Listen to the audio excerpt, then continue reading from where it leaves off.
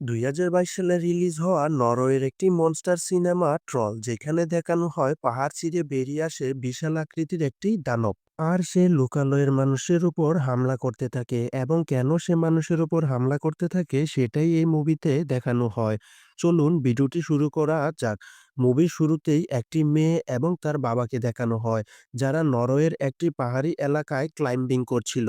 মেয়েটির নাম নোরা টিটম্যান এবং তার বাবা টোবিয়াস টিডম্যান। এখানে টোবিয়াস তাদের সামনে একটি পাহাড় দেখিয়ে নুরাকে বলে এই পাহাড়টির নাম ট্রল মাউন্টেন।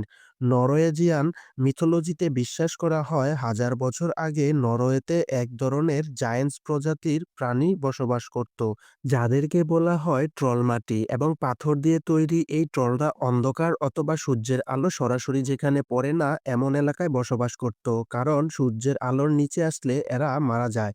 একদিন একটি বিয়ের অনুষ্ঠানে ১৩টি ট্রল মদ খেয়ে মাতাল হওয়ার কারণে তারা ভোর হওয়ার আগেই তাদের এলাকায় ফিরতে পারে না। ফলে সকাল হতেই তাদের উপর সূর্যের আলো পড়ে, তখন তারা সেখানে মারা যায় এবং এই ১৩টি ট্রল বিশাল এক পাহাড়ে পরিণত হয়, যেটাকে বলা হয় ট্রল মাউন্টেন। তবে নুরা এই গল্প তার বাবার থেকে অনেকবার শোনায়। সে মনে করে এগুলো শুধু কাল্পনিক, বাস্তবে এর কোনো অস্তিত্বই ছিল না। টোবিয়াস তাকে বলে কখনো কখনো কাল্পনিক গল্পেও বাস্তবতা লুকিয়ে থাকে, এতে গভীরভাবে বিশ্বাস করলে সেটাও দেখা যায়। সে যদি ট্রলদের দেখতে চায় তবে তার মনের চোখ দিয়ে দেখতে বলে। এটা শুনে নুরা যখন চোখ বন্ধ করে তখন সত্যি সত্যি সে এই মাউন্টেনে অনেকগুলো ট্রলের চেহারা দেখতে পায়। এরপর আমাদেরকে নিয়ে যাওয়া হয় এই ঘটনার ২০ বছর পর। নুরা এখন একজন জীবাশ্মবিদ। সে তার টিম নিয়ে একটি এলাকায় বিলুপ্ত হওয়া প্রাণীদের জীবাশ্রয় খুঁজছে। তাদের অনেক দিনের চেষ্টার ফলাফল হিসেবে তারা এখানে ডাইনোসরের একটি স্কাল্প খুঁজে পায়, যেটা তাদের টিমের জন্য অনেক বড় একটি সফলতা। অপরদিকে আমাদেরকে নরওয়ের একটি বিশাল পাহাড়কে দেখানো হয়, যার নাম ডোবরা মাউন্টেন। এর ভেতর দিয়ে রেল লাইন তৈরির উদ্দেশ্যে একটি টানেল তৈরি করা হচ্ছে। তবে এখানকার লোকেরা চাচ্ছে না পাহাড় কেটে রেল রুট তৈরি করা হোক। এই কারণে তারা সবাই মিলে প্রোটেস্ট করছে। তবে তাদের কথায় কান না দিয়ে এলাকার চিফ ইঞ্জিনিয়ার টানেলের ভেতরে ব্লাস্ট করায়। এরপর তারা যখন টানেলের ভেতরে যায় তখন আচমকাই সেখানে সবকিছু ধসে পড়তে থাকে, ফলে সবাই টানেলের ভেতরেই মারা যায়। অপরদিকে আমাদেরকে দেখানো হয় নরওয়ের আর্ম ফোর্সেস হেডকোয়ার্টার। টানেলের ভেতরে ঘটে যাওয়া দুর্ঘটনার ব্যাপারে জানার পর তারা এয়ারফোর্স পাঠায় সেখানকার বর্তমান অবস্থা পর্যবেক্ষণ করতে। তারা টানেলের প্রবেশদ্বারে অনেক বড় একটি গর্ত এবং বিভিন্ন জায়গায় বিশাল আকৃতির পায়ের ছাপ দেখতে পায়। অবস্থা সুবিধাজনক না হওয়ায় চিফ অব ডিফেন্স জেনারেল সেবার এই ঘটনাটা প্রাইম মিনিস্টার বেরিট মুবারকে জানায়। সে তখন মন্ত্রিপরিষদের বাকি মেম্বারদেরকে নিয়ে সে একটি আর্জেন্ট মিটিং কল করে। সেই সাথে প্রধানমন্ত্রীর উপদেষ্টা আইজ্যাকসন নুরাকে ডেকে পাঠায়, কারণ বর্তমান সময়ে সে একজন ইয়াং ট্যালেন্টেড জীবাশ্মবিদ। এই মিটিংয়ে থাকা অনেকের মতে এটি হতে পারে কোনো মিলিটারি অথবা টেররিস্ট অ্যাটাক। তবে এটা জিওলজিক্যাল নেচার অথবা মাটির নিচে জমে থাকা মিথেন গ্যাসের প্রভাবে হওয়ার পসিবিলিটি বেশি। তবে নুরা সবাইকে বলে এমন কোনোটাই ঘটেনি, কারণ ডুবরা মাউন্টেনে পাওয়া চিহ্নগুলো দেখে মনে হচ্ছে এগুলো কারুর পায়ের ছাপ। কিন্তু বর্তমান সময়ে পৃথিবীতে কোনো জায়ান্ট এক্সিস্ট করে না। সবাই তার কথাকে উপহাস করে। এই সময় এখানে আর্মি অফিসার একটি মেয়ে আসে, যার নাম সিক্রেট। সে দুর্ঘটনার সময় সেখানে প্রটেস্ট করতে থাকা একজনের ফোন করে কিছু ফুটেজ পায়। এটা দেখার পর সেখানে থাকা সবাই স্তম্ভিত হয়ে যায়, কারণ তারা দেখতে পায় গুহার মুখ দিয়ে বেরিয়ে আসছে বিশাল আকৃতির একটি জায়ান্টস। অপরদিকে আমাদেরকে একটি অঞ্চল দেখানো হয়, এটার নাম লেজা। এখানকার একটি বাড়িতে আমরা একজন বৃদ্ধ লোক এবং তার স্ত্রীকে দেখতে পাই। যখন ব্রেকফাস্ট করছিল তখন বাইরের বিকট আওয়াজ শুনতে পায়, সেই সাথে ভূমিকম্পের মতো তাদের আশেপাশে সবকিছু কেঁপে উঠছিল। তারা যখন দ্রুত বেজমেন্টে লুকিয়ে পড়ে এবং কিছুক্ষণ পর যখন বাইরে বের হয়, তারা দেখতে পায় তাদের বাড়ির অর্ধেক অংশই ভেঙে গেছে এবং তার সামনেই রয়েছে অনেক বড় একটি পায়ের ছাপ। এই খবর পাওয়ার পরপরই আর্ম ফোর্স, নুরা এবং এন্ডিয়াস এখানে চলে আসে। এখানে নুরার সাথে একজন আর্মি অফিসারের পরিচয় হয়, যার নাম ক্রিস্টোফার। ক্রিস্টোফার নোরাকে বলে তারা এখান থেকে প্রায় ৩ কিলোমিটার পর্যন্ত পায়ের চিহ্ন খুঁজে পেয়েছে, কিন্তু এরপর সেটা হাওয়া হয়ে যায়। এখানে নোরা বাড়ির মালিক এবং তার স্ত্রীর সাথে কথা বলে জানতে পারে তারা কাউকেই দেখতে পায়নি, তবে তারা অদ্ভুত এক আওয়াজ শুনতে পায়। তাদের কাছে মনে হয়েছে কেউ একজন জুড়ে জুড়ে কাঁদতেছিল। এরপর নোরা পায়ের ছাপটি পরীক্ষা করে, তবে সে কিছুই পায় না। তাই সে এখান থেকে তার বাবার সাথে দেখা করতে যায়। তার বাবা টোবিয়াস টিডম্যান লোকসাহিত্যের একজন প্রফেসর ছিল। ট্রলদের রূপকথায় তার অনেক আগ্রহ থাকায় সে তাদেরকে নিয়ে অনেক রিসার্চ করে। তার কাছে মনে হতে থাকে ট্রলরা এখনো পৃথিবীতে এক্সিস্ট করে। এই কারণে সে তার চাকরি হারায় এবং তাকে মানসিক স্বাস্থ্যকেন্দ্রে পাঠানো হয়। এরপর থেকে সে পাহাড়ি অঞ্চলে একা থাকতে শুরু করে। বাবার এমন অদ্ভুত চিন্তাধারার কারণে নুরাও তার থেকে আলাদা হয়ে যায়। যদিও নুরা ট্রলদের অস্তিত্বে বিশ্বাসী নয়, তবে সেই জায়ান্টসটিকে দেখে তার কাছে মনে হয় এই ব্যাপারে তার বাবাই ভালো বলতে পারবে। এই কারণে সে বেশ কয়েক বছর পর তার বাবার সাথে দেখা করতে আসে। টোবিয়াস নুরার কাছ থেকে ভিডিও ফুটেজ এবং পায়ের ছাপ দেখার পর তাদের নিয়ে সেই এলাকায় যায় যেখানে সর্বশেষ পায়ের ছাপটি পাওয়া গেছে। তবে সেখানে যাওয়ার পর তারা মাটি এবং পাথরের পাহাড় ছাড়া আর কিছুই দেখতে পায় না। এই সময় আচমকা নুরা দেখতে পায় মাটি থেকে একটি বিশাল আকৃতির জায়ান্টস জেগে উঠেছে। নুরা তখন বুঝতে পারে জায়ান্টসটি আর কেউ নয়, সে হচ্ছে একটি ট্রল। আর এই অঞ্চলে সূর্যের আলো সরাসরি না পড়ায় সে এখানে অবস্থান নিয়েছে। তবে ট্রলটি তাদের উপর হামলা করার আগেই তারা হেলিকপ্টারে করে সেখান থেকে পালিয়ে যায়।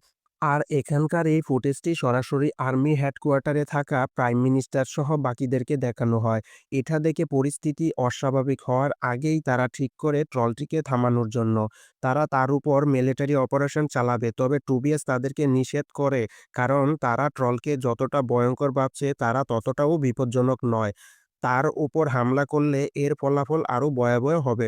তবে তার কথায় কান না দিয়ে ট্রলটিকে মারার জন্য সেখানে মিলিটারি ফোর্স পাঠানো হয়। ট্রলটির বিরুদ্ধে আর্মিদের সকল প্রকার হামলা এখানে বিফলে যায়। তাদের ছোড়া সকল গোলাবারুদটি ট্রলটিকে আঘাত করতে পারে না। উল্টো সে আর্মিদের উপর অ্যাটাক করে বসে।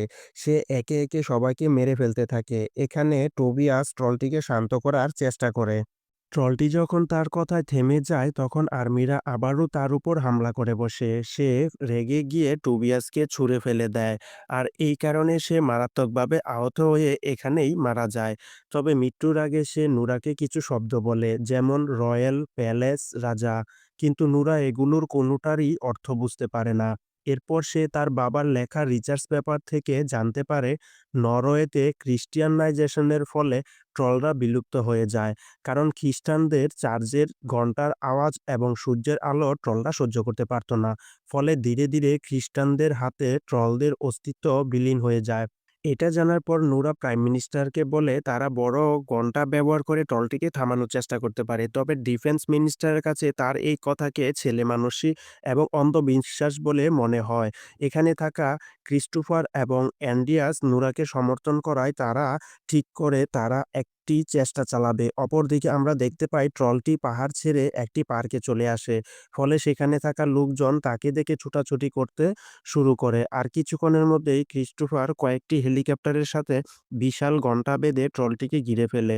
আর আমরা দেখতে পাই ঘণ্টার আওয়াজে ট্রলটি অস্থির হয়ে যায়, যার কারণে সে হেলিকপ্টারে হামলা করে বসে। একই সাথে সে বাচ্চাকে মৃত্যুর হাত থেকে বাঁচিয়ে নেয়, অর্থাৎ কেউ তাকে বিরক্ত না করলে সে কাউকে আঘাত করে না।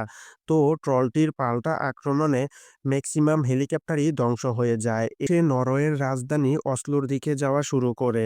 তার এই গতিবিধি দেখে ট্রলটিকে এখনই না থামালে সে পুরো নরওয়েকে ধ্বংস করে ফেলবে। তাই তারা সিদ্ধান্ত নেয় তারা ট্রলটির উপর মিসাইল অ্যাটাক করবে। এই কারণে তারা অসলোতে থাকা সকল নাগরিককে সরিয়ে নেয়। পুরো শহরটিকে খালি করার সিদ্ধান্ত নেয়। তবে নুরা প্রাইম মিনিস্টারকে বোঝানোর চেষ্টা করে তারা এমন বিধ্বংসী সিদ্ধান্ত না নিয়ে অন্যভাবেও ট্রলটিকে আটকাতে পারে। তবে প্রাইম মিনিস্টার রেবিট সাধারণ পাবলিকের সুরক্ষার জন্য আর কোনো রিস্ক নিতে চাচ্ছে না। নুরার এখানে আর কোনো কাজ না থাকায় সে তাকে বিদায় জানায়। একই সাথে প্রাইম মিনিস্টার পুরো দেশবাসীর উদ্দেশ্যে একটি ভাষণ দেয় এবং পুরো দেশ জুড়ে ইমার্জেন্সি ঘোষণা করে। সেই সাথে অসলো এবং আশেপাশের এলাকা থেকে সবাইকে সরে যাওয়ার নির্দেশ দেয়। এদিকে নুরা যখন আবারও তার বাবার রিচার্জ পেপার দেখছিল তখন সে একটি শব্দ দেখতে পায়, যেটা ছিল সেন্ডিং। এখানে অ্যান্ডিয়াস নুরাকে বলে সে এই শব্দের মানে না জানলেও সে একজন লোককে চেনে যার নাম রিকার্ড সেন্ডিং। এই রিকার্ড হলো নরওয়ের রয়্যাল প্যালেসের প্রধান প্রশাসনিক কর্মকর্তা বা চিফ অফ কোর্ট। এটা শোনার পর নুরার মনে পড়ে তার বাবা বলে যাওয়া সেই শব্দগুলো। সে তখন অ্যান্ডিয়াসকে নিয়ে দ্রুত চলে যায় রয়্যাল প্যালেসে। এখানে রিকার্ড সেন্ডিং তাদেরকে একটি পুরনো গুহার ভিতরে নিয়ে যায়। সে নুরাকে বলে একসময় মনে করা হতো রয়্যাল প্যালেস যদি অন্য কোনো রাজার রাজপ্রাসাদের উপর তৈরি করা হয় তাহলে সেটা হবে নতুন রাজার জন্য শুভ সূচনা। এখানে রিকার্ড তাদেরকে অনেকগুলো বড় বড় কঙ্কাল দেখায়, যেগুলো ছিল মাউন্টেন কিং বা ট্রলদের রাজার এবং তার পরিবারের। আজ থেকে ১,০০০ বছর আগে নরওয়েতে খ্রিস্টিয়ানাইজেশনের ফলে তখনকার রাজা সেন্ট ওলাফ নতুন ধর্মবিশ্বাসে বাধা দেয়। বাধা দেওয়া সবাইকে মেরে ফেলে। সে ট্রলদের রাজাসহ তার পরিবার এবং সকল ট্রলকে মেরে ফেলে। এরপর তাদের প্রাসাদের উপর রয়্যাল প্যালেসটি তৈরি করা হয়। তবে রাজার এক ছেলেকে ডুবরা মাউন্টেনের একটি গুহায় রাখা হয়, যাতে সেখানেই সে মারা যায়। একই সাথে ইতিহাস বিকৃত করে ট্রলদের সকলের সামনে মনস্টার হিসেবে উপস্থাপনা করা হয়। আর এইসব তথ্য টোবিয়াস তার রিসার্চে বের করে ফেলে। এই কারণে প্যালেস কর্তৃপক্ষ তাকে পাগল সাজিয়ে পাগলাগারদে রেখে দেয়। যদিও রিকার্ড তার এই কাজের জন্য অনুতপ্ত, তো নোরা এখানে বুঝতে পারে সম্প্রতি জেগে ওঠা ট্রলটি হচ্ছে সেই রাজার ছেলেটি। সে অসলোতে তার আপন করে ফিরছে একজন রাজা হিসাবে। নোরা এখানে আরও দেখতে পায় ট্রলদের শরীরে যদি আল্ট্রাভায়োলেন্ট রশ্মি পড়ে তবে তারা পাথর হয়ে যায়, অর্থাৎ দিনের নর্মাল আলো তাদের কোনো ক্ষতি করে না, কিন্তু সূর্যের আলো তাদের জন্য বিপজ্জনক।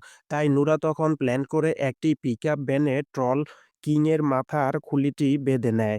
ট্রলটি যখন অসলো শহরে ঢুকে যায় তখন সে তাকে খুলিটি দেখিয়ে একটি ফাঁকা মাঠে নিয়ে যায়। সেখানে ক্রিস্টোফার তার টিম নিয়ে আগে থেকেই পুরো মাঠ জুড়ে অনেকগুলো আল্ট্রাভায়োলেট লাইট সেট করে রেখেছিল। ট্রলটি মাঠে যাওয়ার পরপরই তারা তাকে ঘিরে ফেলে এবং সকল ইউভি লাইট অন করে দেয়, যার কারণে সে তখন শান্ত হয়ে যায়। অপরদিকে জেনারেল যখন এটি দেখতে পায় তখন মিসাইল ছোড়ার আগ মুহূর্তেই মিশনটি ক্যান্সেল করে দেয়। অপরদিকে নুরা খেয়াল করে ট্রলটি যন্ত্রণায় ছটফট করছে, তাই সে দ্রুত সকল লাইট অফ করে দেয় এবং ট্রলটিকে আবারও পাহাড়ে ফিরে যেতে বলে। কিন্তু ততক্ষণে ভোর হয়ে সূর্য উঠে যায়। ফলে সূর্যের আলো তার শরীরে পড়ার কারণে সেখানেই সে মারা যায় এবং পাথরে পরিণত হয়। ট্রলটির এমন মৃত্যুতে নুরা ভীষণ কষ্ট পায়, কারণ তাকে মারার কোনো উদ্দেশ্যই তার ছিল না। এদিকে প্রাইম মিনিস্টার বেরিট মোবারক নুরার এই কাজের জন্য তাকে ধন্যবাদ জানায়। তার কারণেই মিসাইল অ্যাটাকের কোনো প্রয়োজন হয়নি এবং অসলো শহর ধ্বংসের হাত থেকে বেঁচে যায়। আমাদের আবারও ডোবরা মাউন্টেনের সেই টানেলটি দেখানো হয়, যেখান থেকে ট্রলটি জেগে উঠেছিল। এটার ভিতরে আবারও একটা বিস্ফোরণের মাধ্যমে একটা বিকট আওয়াজ করে কিছু একটা বের হয়ে আসে। আর এর মাধ্যমে শেষ হয় এই সিনেমার গল্প। তো বন্ধুরা, আমাদের এই ভিডিওটি কেমন লাগলো সেটা অবশ্যই কমেন্ট করে জানিয়ে যাবেন। সেই সাথে ভিডিওটি ভালো লাগলে অবশ্যই একটা লাইক করে চ্যানেলটিকে সাবস্ক্রাইব করে রাখবেন।